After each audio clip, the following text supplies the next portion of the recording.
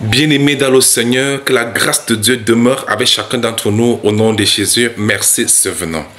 Bien-aimés, j'aimerais attirer votre attention sur ce qui se passe aujourd'hui, qui est une confusion des choses.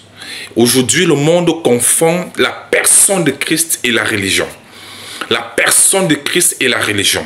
La religion est tout simplement un système d'organisation monté par des hommes, en fait, dans ce système, en fait, les gens se servent de la Bible, se servent du nom de Dieu, se servent du nom de Jésus, mais en réalité, c'est leur volonté qui fait la force là. C'est l'homme qui règne en général. Mais ne pas confondre cette religion et la personne de Christ. Dans toute la Bible, le Seigneur nous a toujours indiqué de suivre le Seigneur Jésus. Amen.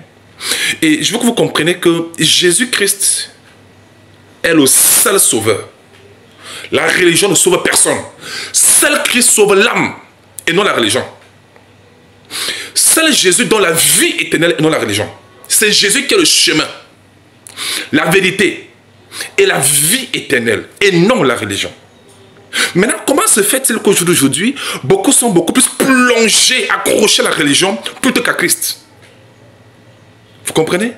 Beaucoup sont tellement engagés dans des activités religieuses, dans la mouvance religieuse.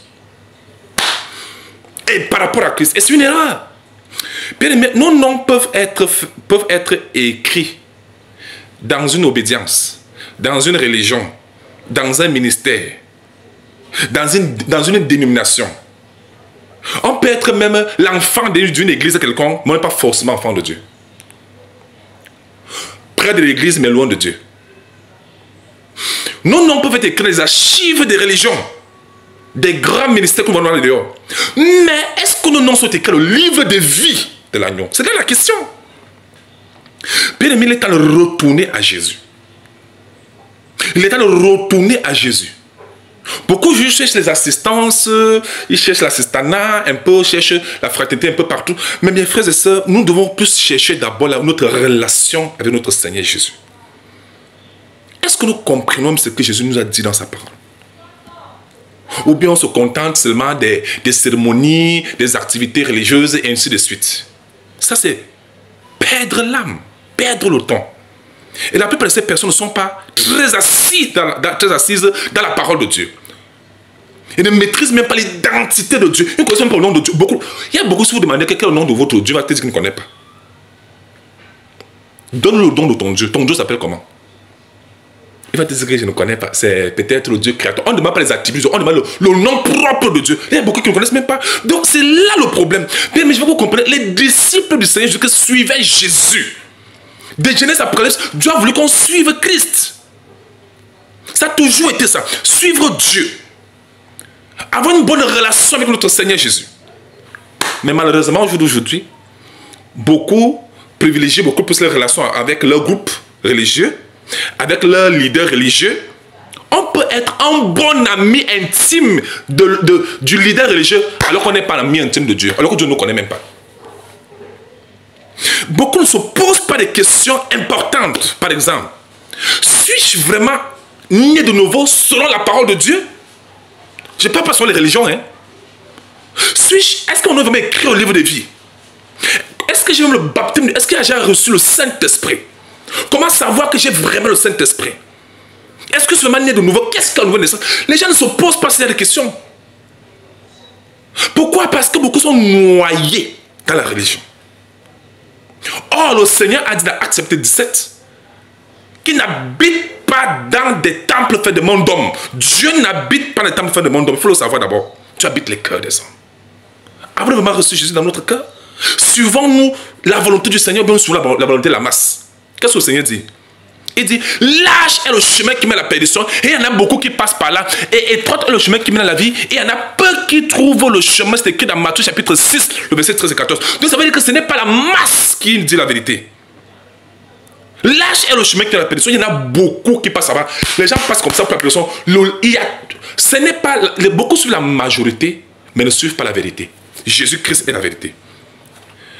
Et pour ne pas être long, est-ce que vous savez que devant la tombe, tout le monde va nous abandonner. Tout le monde, même les leaders religieux là, tout le monde va nous abandonner. Qui sera avec notre âme? Ce Seigneur, c'est Jésus. Et pourquoi nous blaguons avec Jésus quand nous sommes encore en vie? En nous attachant aux choses et tout ça, les gens veulent seulement être dans les groupes, dans les ceci, ils cherchent les postes, les ceci. Ce n'est pas ça qui sauve, c'est Jésus-Christ qui sauve. Si quelqu'un meurt sans Christ, Romains 8,9, si quelqu'un n'a pas l'esprit de Christ, il ne lui appartient pas. Jean 3,3, si quelqu'un est né de nouveau, il ne peut pas voir, il ne peut pas entrer dans le royaume de Dieu. Voilà les choses que nous devons rechercher. Amen. Les religions là, ça ne sauve personne. Suivant le Seigneur Jésus, beaucoup sont détournés de Christ pour aller embrasser la religion. Suivant Jésus, la religion ne te sauvera jamais. Ni ta religion, ni tes religieux, ni les leaders religieux, personne ne vous sauvera. Seul Jésus-Christ de Nazareth. Est-ce que c'est trop clair? Bien-aimés, en deuxième partie, nous continuons à faire la différence entre le Seigneur Jésus et la religion. La religion ne sauve personne. Seul Jésus-Christ sauve. Est-ce que c'est trop clair? Lisons un passage. Jean chapitre 10, c'est Jésus-Christ qui parle. Nous lisons le verset 27-28, il est écrit.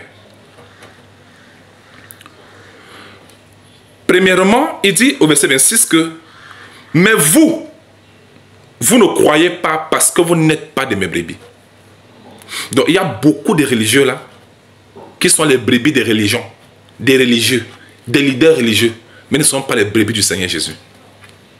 Ah oui. Voici les indices que Jésus va montrer tout à l'heure.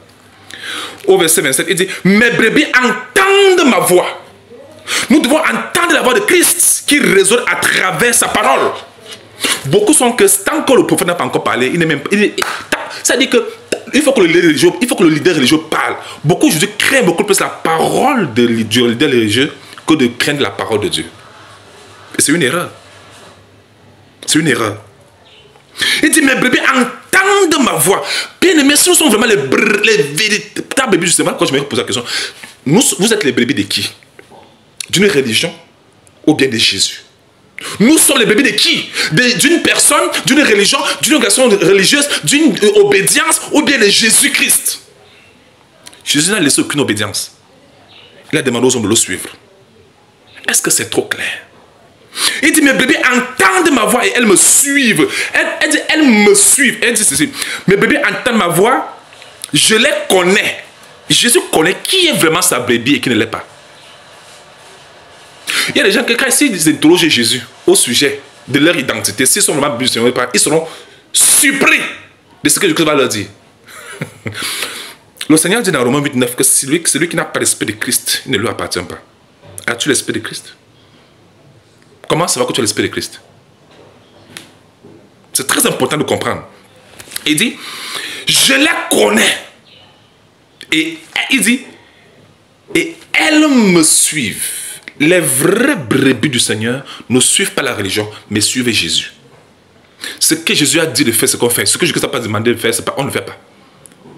Les véritables brebis du Seigneur sont assoiffés de Christ et suivent Jésus.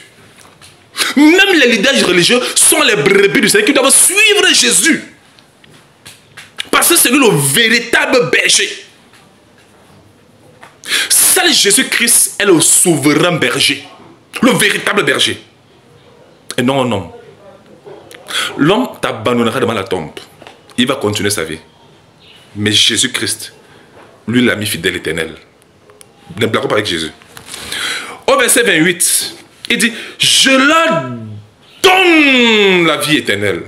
Aucune religion ne peut donner la vie éternelle. Aucune. Aucune religion ne peut donner la vie éternelle. C'est Jésus. Et vous blaguez avec Jésus? C'est lui que nous devons servir. C'est lui le Dieu manifesté en homme que nous devons servir. Même dans les cieux, les gens l'adoraient même déjà. Jusqu'au 24 vieillard, ils se procèdent, ils l'adoraient déjà. Ils adoraient l'agneau. Allez lire Actes chapitre 5, Apocalypse chapitre 5. Vous allez voir clairement que tous les anges des cieux, les 24 vieillards, les 4 êtres, tous se procèdent et adorent l'agneau, qui est Jésus-Christ. Toi, tu adores quel Dieu? Dieu, c'est un titre. Quel est le nom propre de ton Dieu? Il s'appelle comment?